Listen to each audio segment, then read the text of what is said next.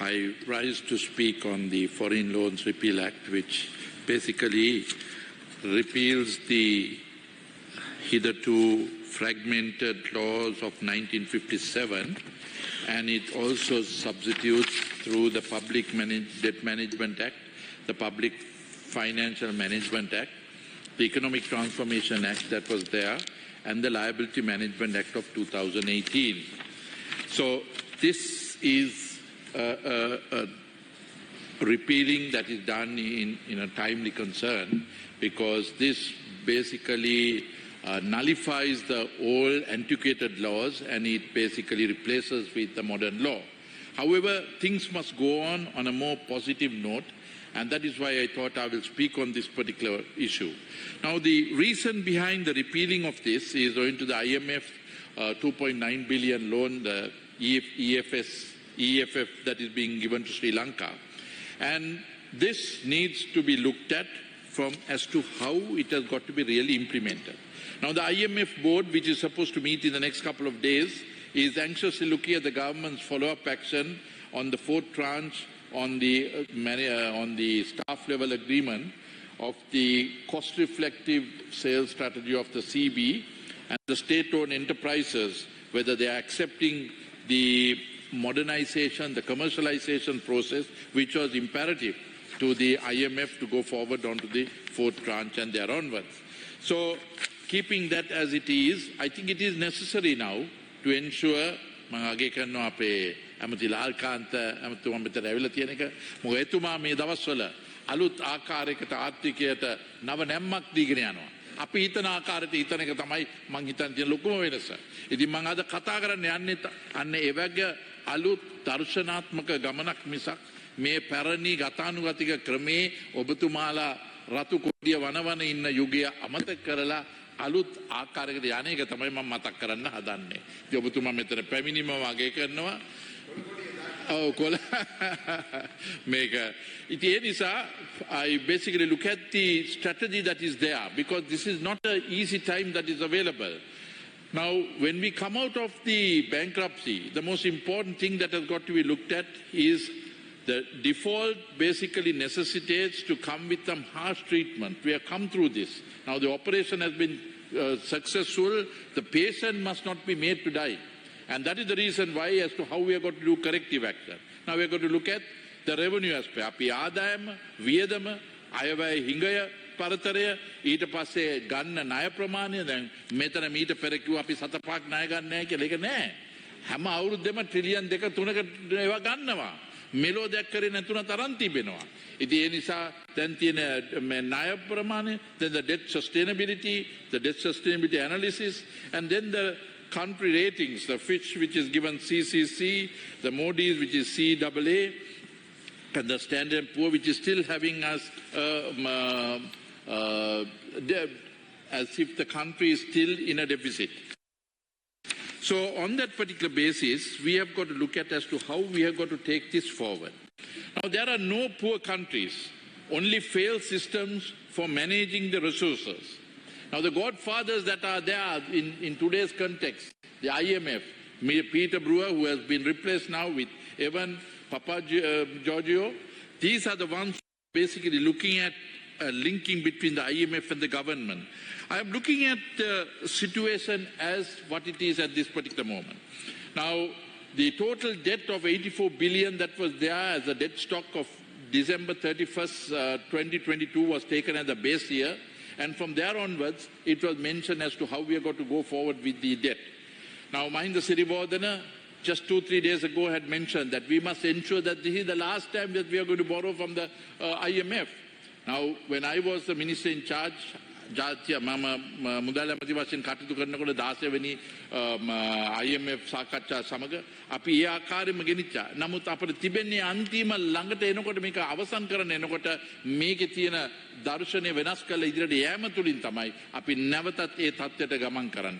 ඒ නිසා මේ 17 වෙනි එක අපි IMF එකෙන් අන්තිම ණය ගන්න මේ කතා කරන මොහොතේ අපි ණයක් ගෙවන්න තියෙනවා මේ අවුරුද්දට බිලියන් 4950ක්.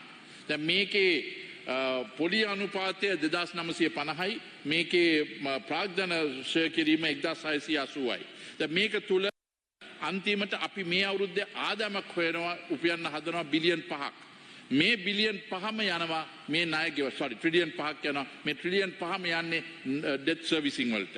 මෙන්න මේක තමයි තියෙන භයානක තත්ත්වය. මොකෝ මේ අවස්ථාවේදී දත්ත ඉදිරිපත් වෙලා තියෙනවා ආර්ථිකය 122ක අපේ ගෘහස්ථවල තියෙන අයගේ ණයබරතාවය ඇති වෙලා තියෙනවා 60ක් 2022කට වැඩිය අඩු ආදායමක් උපයන තත්ත්වයක් තමයි තිබෙන්නේ. ඉතින් මේක තුල රට ඊටමත් භයානකකාරී තත්ත්වයක් තුලින් ගමන් කරන එක තමයි මේ අවස්ථාවේ අපි කතා කරන්න තියෙන්නේ. මේ කතා කරන මොහොතේ අපේ ආදායම අපි කොයි ආකාරයෙන්ද වැඩි කරන්න පුළුවන් වන්නේ කියලා අපි හොයන්න අවශ්‍යයි. මේක නම් නිසා අලුත් දර්ශනයක් සමග තමයි ඉදිරියට ගෙනියන්න අවශ්‍ය. ඒ නිසා තමයි මම කැමති වන්නේ ලාල්කාන්ත ඇමතුමා කතා කරලා තිබ්බ විදියට අර පැරණි කොමියුනිස්ට්වාදී සටන් පාට පැත්තකට විසි කරන්න. අපේ ජනාධිපති කියනවා යූනියන් කට්ටියට කරුණාකරලා මේ අවස්ථාවේදී කේවල් කිරීම නොවේ අවශ්‍ය වන්නේ. රටේ ආර්ථික ඔරොත්තු දෙන්න පුළුවන් විදිහට කතා කරන්න. දැන් මෙතෙක් තුර කතා නොකරපු ඒවා. මේව තමයි හරි මාර්ගය. වමට සිග්නල් දාලා දකුණට හැරෙන්නේ නැතුව ඔබතුමා කෙලින් පාර යන එක තමයි අවශ්‍ය වන්නේ. දැන් මේකෙන් මෙතෙක් තුර ස්ට්‍රයික් නැහැ. නමුත් ආයෝජන තාම එන්නේ නැහැ. අපේ ඍජු ආයෝජනය දැනට ඇවිල්ලා තියෙන $197 million. Presiding officer, we only got $197 million as capital, as foreign direct investment when we are looking at targeting $2 billion. So I guess it's a long haul because the investment that comes in today brings the revenue for tomorrow. And on the basis of we have got to collect 5 trillion revenue, it is essential that we basically look at getting the investments coming in, whether it's domestic or whether it's foreign, the foreign investment needs to come in. Now, while the debt stock that we have consolidated and benchmarked at 31st December 22, remember 23 we borrowed 2.2 trillion on budget deficit, in 24 it's 1 trillion, and in 25 we have borrowed 2 trillion. So on that basis, you have added another 5.2 trillion from the 31st December 2022, which was a total 84 billion, or a total Sri Lankan debt of 27.8 trillion rupees. So now on this basis, how are we going to improve and ensure that we basically achieve the targets that we are looking at? The government investments, as I said, was 197. Private sector investments are still waiting and seeing what the government policies are. Remember that every 1% interest increases the cost to the government budget of 160 billion. For every 1% interest rate increase, it has an impact of 160 billion onto the budget. 1 rupee depreciation on the rupee makes it a 47 billion impact on the budget. The policy rates have been reduced from 8 to 7.75%, thinking that will spur the investments into the country or reduce the or increase the credit creation ability. Then the supply side management is what we have got to increase, because that's what's going to basically make a better tomorrow. Now a 3 to 4% reduction in the interest rate would not only yield a much more competitive base for our investors, it will also help us to ensure that we basically reduce a 600 to 700 billion on the budget that is there of the government, because the borrowings are roughly $56 billion in domestic debt, and it's about $40 billion on foreign debt. So interest reduction would basically help the domestic borrowing to ensure that the cost reduction on its interest rate. Then the other one is the attack on the inflation. Now we must ensure that the attack on the inflation, trying to mop up the surplus liquidity, is not the only answer to the solution. And that is what is being pursued by the central bank. And I urge the members of both sides to ensure that we get together and we target the supply side of this economy.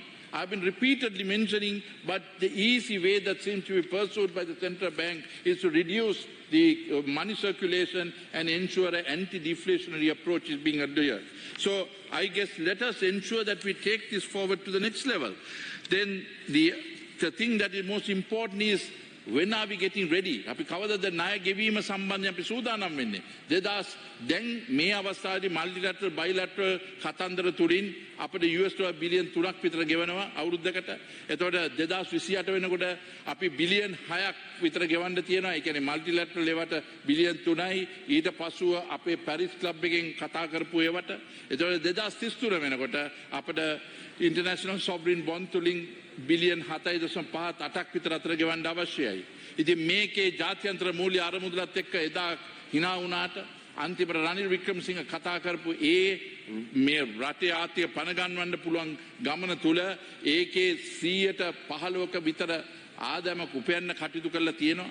මේක වෙනස් කරන්න අමාරුයි. කරන්න බෑ. කරන්න එපා. කරොත් ඒක රටේ ඉදිරි අනාගත ලොකු ප්‍රශ්නයක් ඇති වෙනවා. දැන් තමයි තේරෙන්නේ විපක්ෂේ නාන්දු පක්ෂ රේම තුල ලොකු වෙනසක් තිබෙනවා. අතන ඕන එකක් කියන්න පුළුවන්. මෙතන ආවට පස්සේ ඒ කතා කරපු එක ඉදිරියට ගෙනියන්න අවශ්‍යයි. ඉතින් අපි අගය කරන ලාල්කාන්ත ඔබතුමා කතා කරපු දේවල්. මේක මීට වැඩිය ප්‍රසිද්ධ කරන්න. ඔබ 159ටම අර ටියුෂන් ලෙසන් එක දීලා මේක තුලින් කොහොමද ආර්ථික නවීකරණයක් කරන්න පුළුවන් වන්නේ කියන එක තියන්න.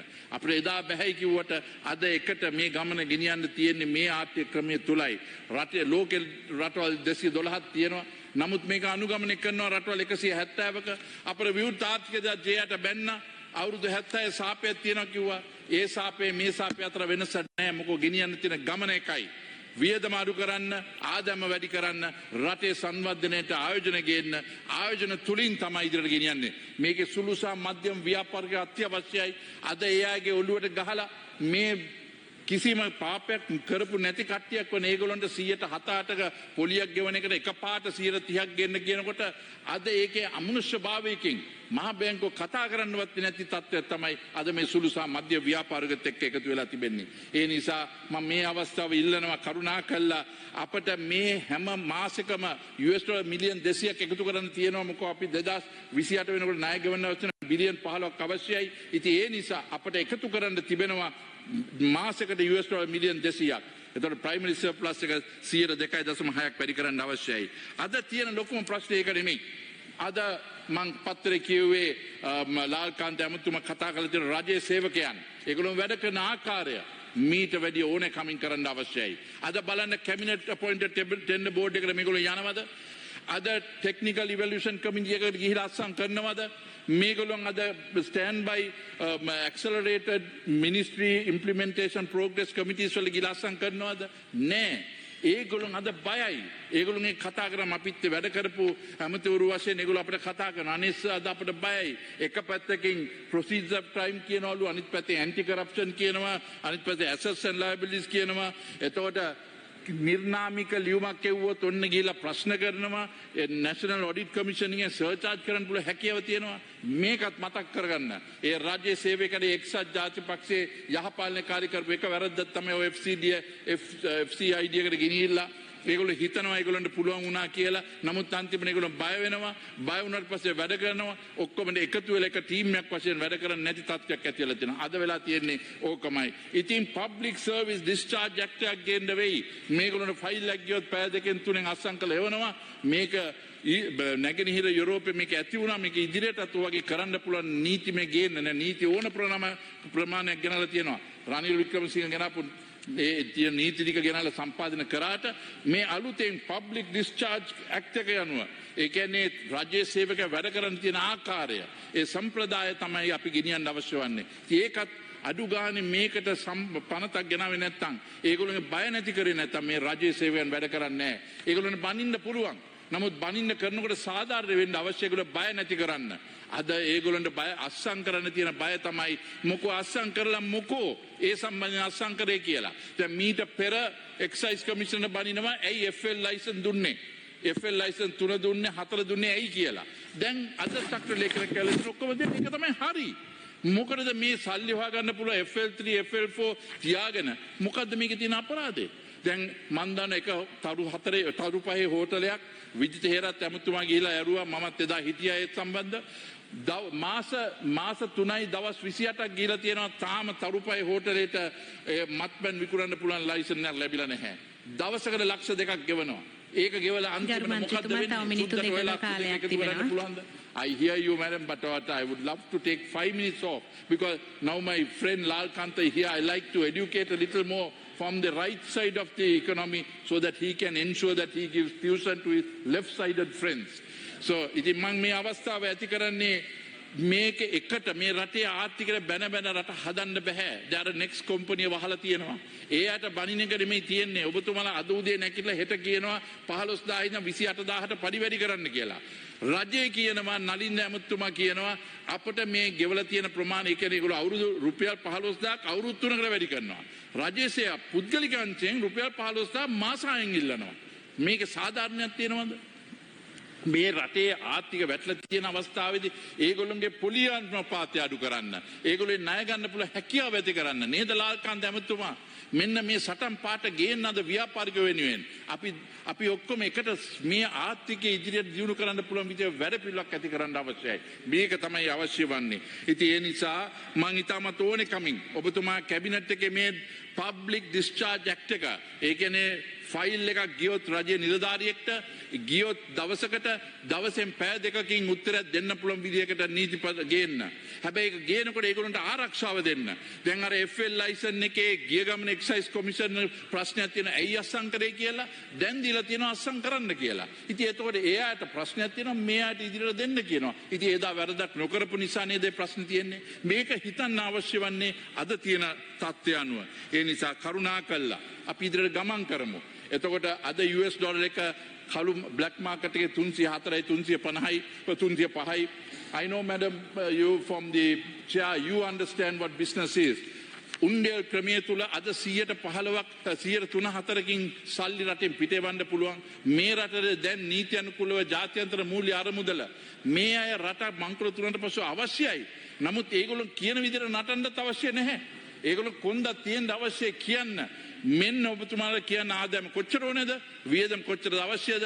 දැන් ලාංකිකයන්ට කියන්න කොහොමද ඒක පරිපාලනය කරන්න තියෙන්නේ? අපි ඒගොල්ලෝගේ ඉල්ලනවා ඊට පස්සේ අපි අහනවා කොච්චර උසට නටන්නත් ඕනද කියලා, පනින්නත් ඕනද කියලා. ඉතින් ඒ නිසා මේ අද තියෙන තත්ත්වයන් you know that Yundel you can get 3 to 4% monies out of the country. And also you basically have today with the official taxation of 15% being put on foreign earnings. You don't get the monies coming into this country. So it's better to ensure through the Undel system you send the money. Today, this is what is happening. So we must legitimize it. Then balanda manic welter, make a local badda dangira, the manic can Okoma Thailand.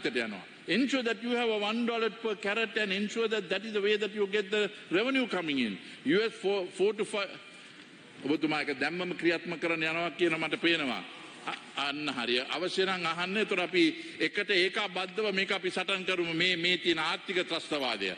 ඒතර ඒ වගේම you ensure the tourism we looking at getting 4 to 6 billion. The US trade tariff deficit with Donald Trump, we must ensure that he looked at. Worse than that, now you come the UK free trade agreement that they are going to sign, and that will have a direct impact because we are a Commonwealth country. We had a very close relationship with UK. We had the Dilaru, that was their printing money here. We had Marks and Spencer. We had Tesco's. We had Primark here. We had Next. Ensure that these are brought back into the system. We had about $1.5 billion just about 5 years ago. Now we are dropped to 850 million.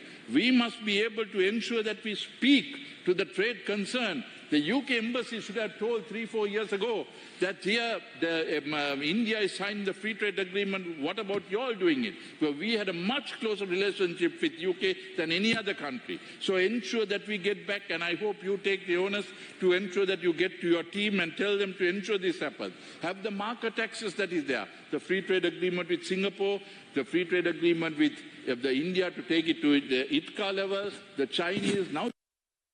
That we have ensured that the Indian system will come in, ensure that we have the deep pocket investments coming from China as well, ensure Japan, ensure Korea. That's the way that we have got to open our markets to US so that the Donald Trump also feels that we have opened our markets up and protect our 3.1 billion exports that are there.